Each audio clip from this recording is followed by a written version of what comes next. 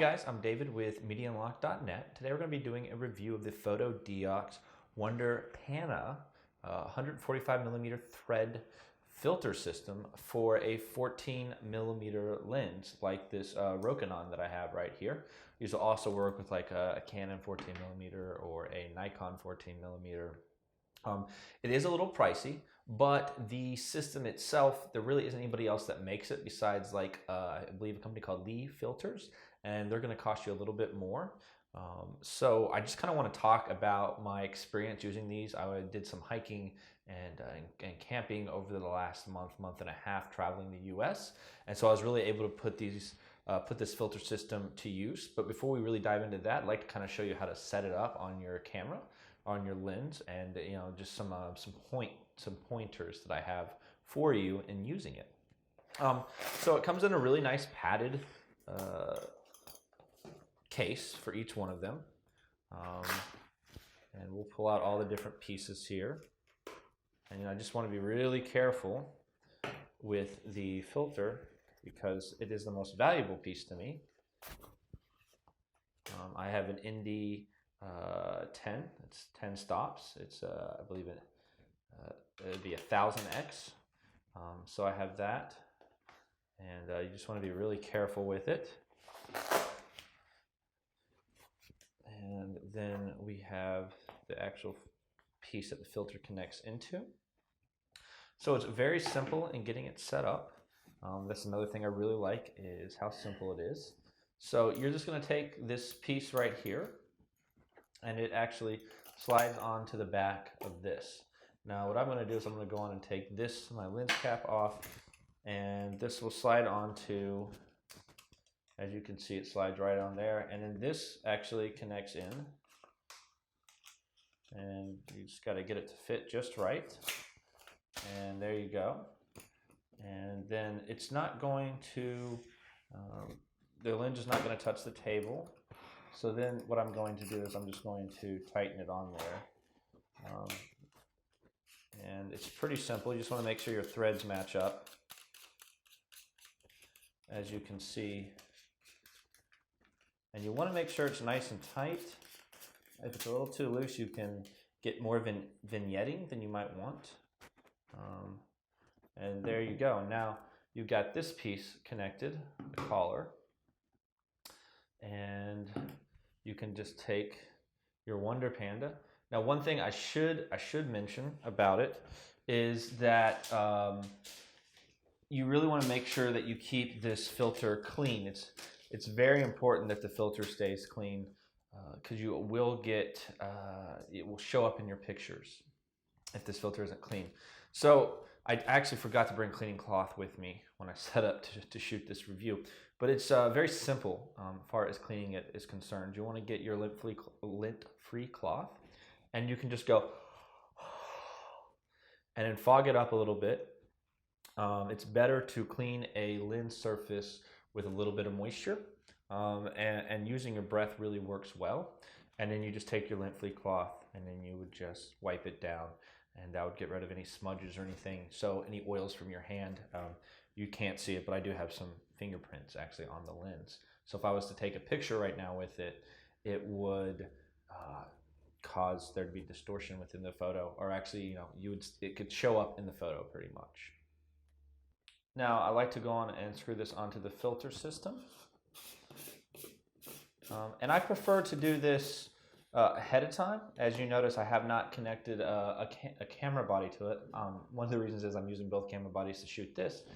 But as you can see, it's much easier to do it this way unless it's on the camera body. I'm going to pop up a video of what happened to me when I actually had it set up and I decided to screw this on after I'd already put the collar system on the lens and put the lens on the body and then screwed this in. It was well, I almost dropped it. I caught it, but it was kind of a scary moment. So that can happen. So I prefer to do this all ahead of time, and then I would connect to the camera body.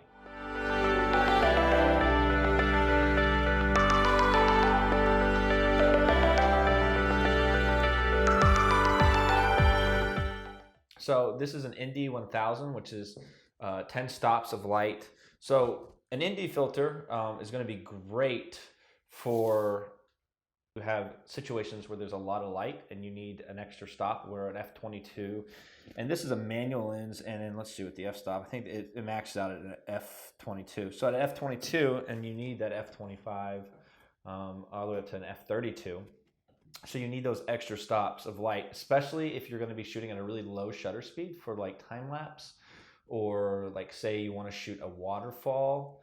It's really nice. They also have a secondary system that screws into the collar system, allowing you to get a square filter that slides in and out, which is really nice, and allows you to get like a gradient filter. So if you're trying to keep the sky from being blown out, but you like where the rest, half of the shot is kind of blown out because of the sky, and the other half of the shot is kind of exposed properly, it allows you to gradually, with a gradient filter, gradually fix that situation with a sliding filter. And their other filter system, I think, works with like other square glass Lee filters, which is really nice.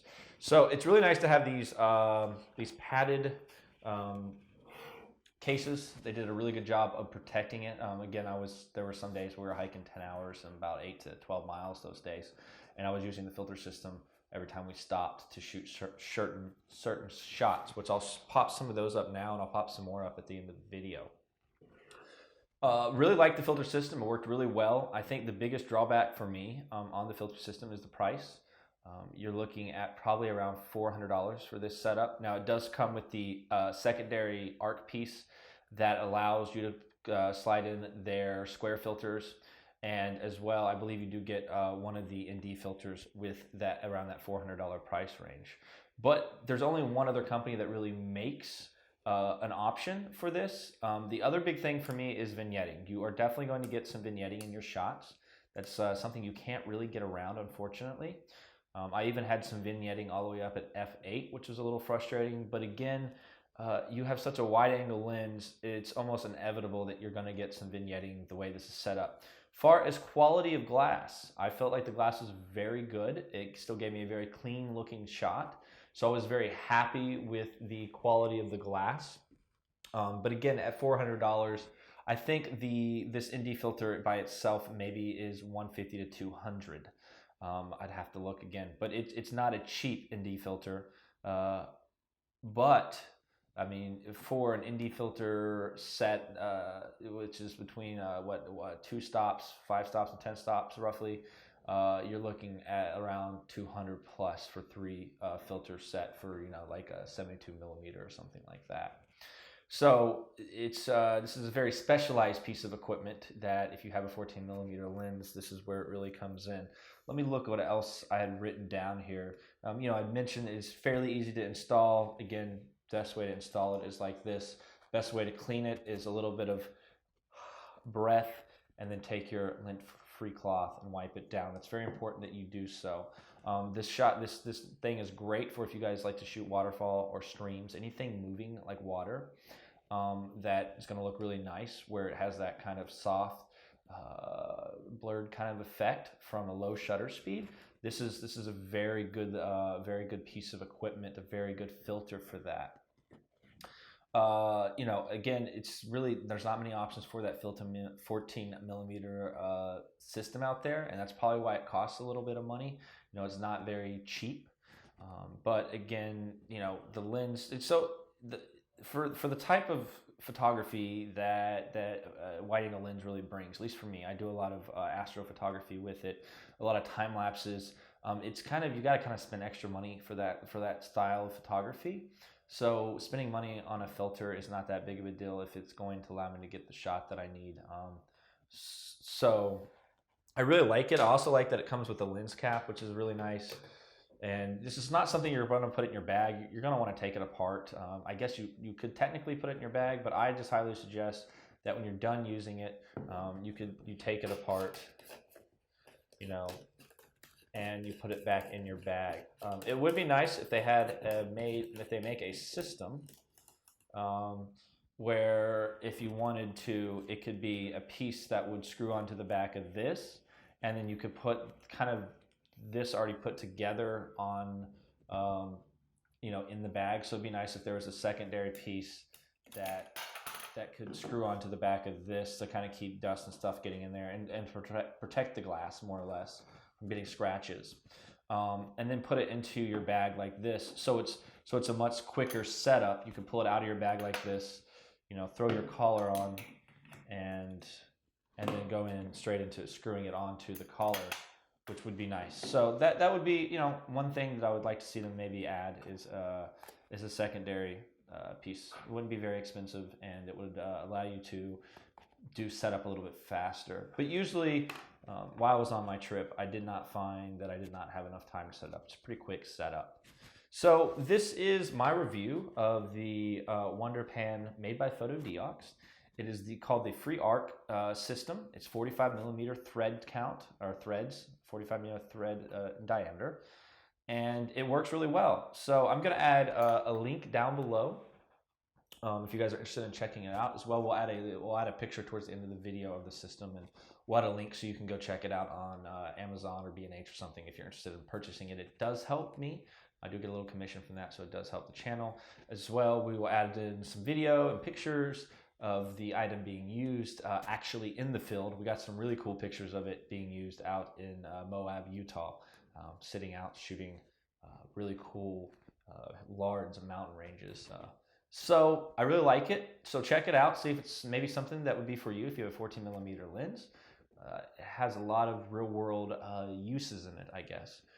Just again, a little pricey, but there's not really any other options out there, and it's kind of nice to at least have an option, even if it is a little bit on the pricier side. It works really well. Again, you do get some vignetting. What I did with the vignetting is in Lightroom, I was able to pull some of the vignetting out, and then I cropped the picture in a little bit. So that's something you want to keep in mind when you're shooting, is that you might have to do a little bit of cropping. It's going to get more vignetting at a 2.8 versus an f8. And there was definitely still vignetting at an f8, just to mention. So you guys have a great day. Thanks for stopping in and checking out this review.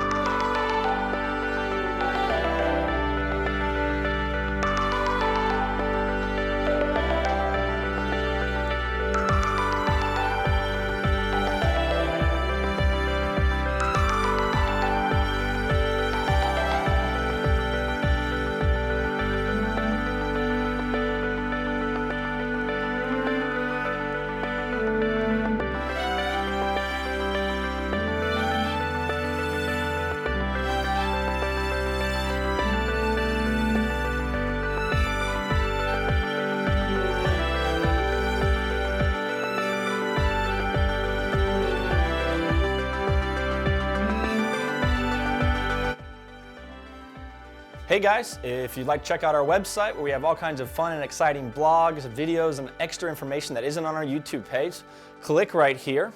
If you'd like to talk to us or contact us and kind of take a look at all the different stuff that we have going on, we've kind of funneled it all through our Facebook. You can hit our Facebook page right here and follow us or like us. Now, if you like to look at cool pictures and behind the scenes stuff, we do that on Instagram right here. So go on and follow us on Instagram. And of course, we got our cute little bird right here, Mr. Twitter, and you can follow us as we do our short tweets.